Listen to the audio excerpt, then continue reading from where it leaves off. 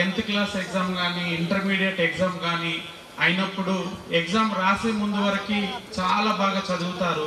But ఎగ్జామ్కి పోయినప్పుడు అక్కడ సేమ్ ఎంత చదివామో అంత మనము పేపర్ మీద పెట్టుకోకపోవడము, సో అదే కాన్ఫిడెన్స్లో ఎంత చదివామో అదే లెవెల్లో మనం అక్కడ పర్ఫామ్ చేయకపోవడము, లేదంటే ఇంకా మనం చాలా ఒక 2-3 ఇన్సిడెన్సెస్ చూసాము. నేను ఇంతకుముందు పనిచేసిన జిల్లాలో ఇంటర్మీడియట్ రిజల్ట్స్ వచ్చాయి, కొంతమంది స్టూడెంట్స్ తగినంత ఆశించినంత రిజల్ట్ని శిక్షించుకొని సూసైడ్ లాంటివి చేసుకోవడము, ఇట్లాంటివి అన్నీ కూడా చేసుకుంటున్నారు.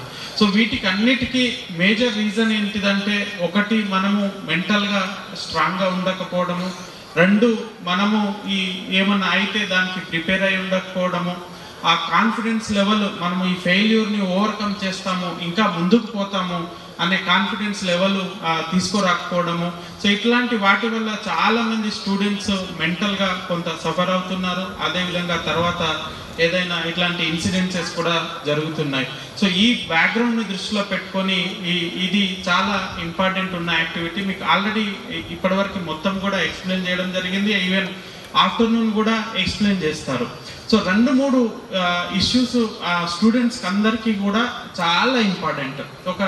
ఇప్పుడు ఒక లైన్ కూడా క్లియర్గా మీకు చెప్పారు, లైఫ్ ఎఫ్ లేకుండా ఇట్ ఈజ్ అబద్ధం అనేది. సో ఖచ్చితంగా కూడా అది మనం అందరం గుర్తుపెట్టుకొని మనం అన్ని సాఫీగా జరుపుకుంటూ అన్ని మంచిగా అన్ని క్లియర్గా జరుపుకుంటూ వెళ్ళిపోతే మన లైఫ్ అనేది ఎటువంటి సార్థకత కానీ ఎటువంటి ఇది కానీ ఉండదు.